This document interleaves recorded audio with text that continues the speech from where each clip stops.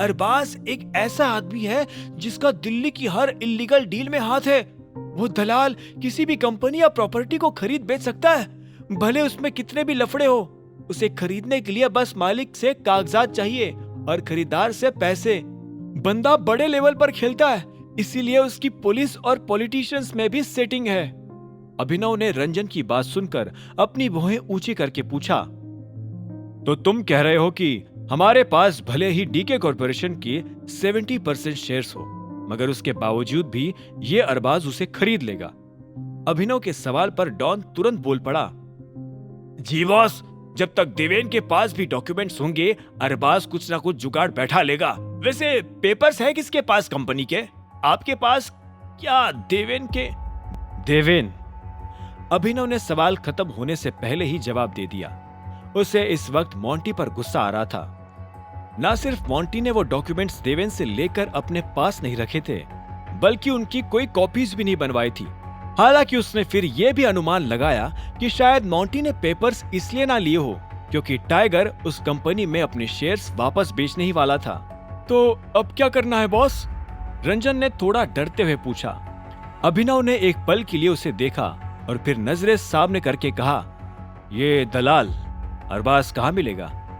अभिनव के सवाल पर डॉन और रंजन ने एक दूसरे को देखा और फिर डॉन ने धीरे से कहा, बॉस, अरबाज बहुत ही चालबाज इंसान है। इतना खतरनाक है कि बड़े बड़े लोग भी उससे दूर रहना पसंद करते हैं। वो ऑलमोस्ट एक तरीके की माफिया ही चला रहा है। मैंने पूछा कहाँ मिलेगा वो, उसका जवाब दो। अभिनव डॉन पर भड़क उठा, जिससे डॉन घबरा गया। इसी वक्त रंजन बीच में बोला, बॉस, अपॉइंटमेंट लेनी पड़ेगी उससे मिलने के लिए, वो भी कुछ 3-4 घंटे पहले ही। और वो इतना मूडी है ना, बहुत सी बार तो ऑफिस में होकर भी मना कर देता है मिलने से, चाहे फिर अपॉइंटमेंट हो या ना हो। रंजन की बात पर अभिनव ने हल्की सी मुस्कान दी। अच्छा, मैं मिल रहा हूं उससे, मुझे किसी अपॉइंटमेंट की जरूरत नहीं है। बताओ कहाँ रहता है वो? अभिनव का कॉन्फिडेंस देखकर डॉन और ज्यादा घबरा गया और बीच में बोल पड़ा, सर, वहां इस तरह अकेला जाना ठीक नहीं होगा।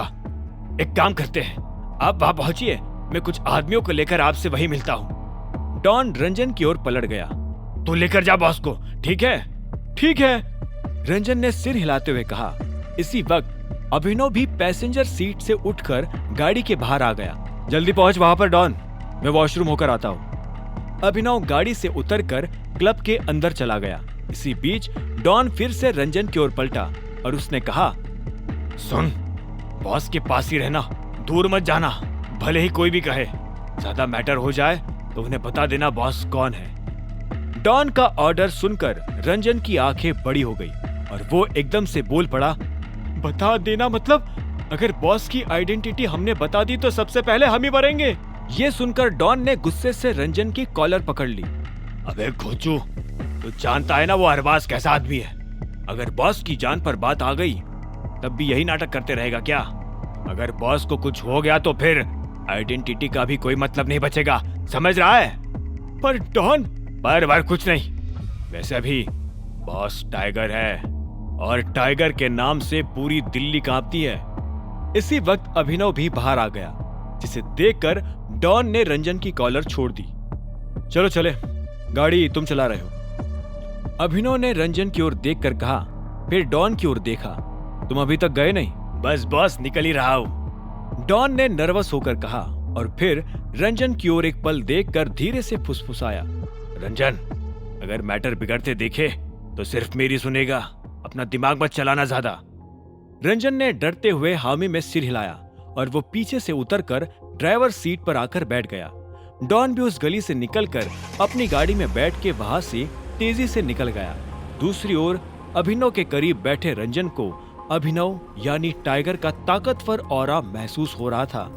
अपने पिता की मौत के बाद भले ही अभिनव ने अपनी पर्सनालिटी के बहुत सारे हिस्सों को खो दिया था, मगर उसकी हिम्मत और जिद उनमें से एक नहीं थी। अपनी पहचान वापस जानकर इसी हिम्मत और जिद के साथ उसमें किसी से भी भिड़ जाने का कॉन्फिडेंस भी वापस आ गया था। हालांकि ये सारी खूबियां भी अभिनव को उसके पिता से विरासत में नहीं मिली थी। उसने इन सब के लिए मेहनत की थी। 5 साल की उम्र में ही उसके पिता संजय ने उसे ट्रेन करके और जानबूझकर परेशानियों के सामने खड़ा करके उसके अंदर का डर निकाल दिया था। इसी वजह से अभिनव इतनी सारी मुश्किलों को पार करके भी अपने दम पर पढ़ाई कर पाया था। आगे की कहानी जानने के लिए देखें अगला एपिसोड सिर्फ पॉकेट एफएम के यूट्यूब चैनल पर, और द रिटर्न ऑफ टाइगर के सारे एपिसोड्स को सुनने के लिए डिस्क्रिप्शन में दी लिंक से डाउनलोड करें पॉकेट एफएम ऐप।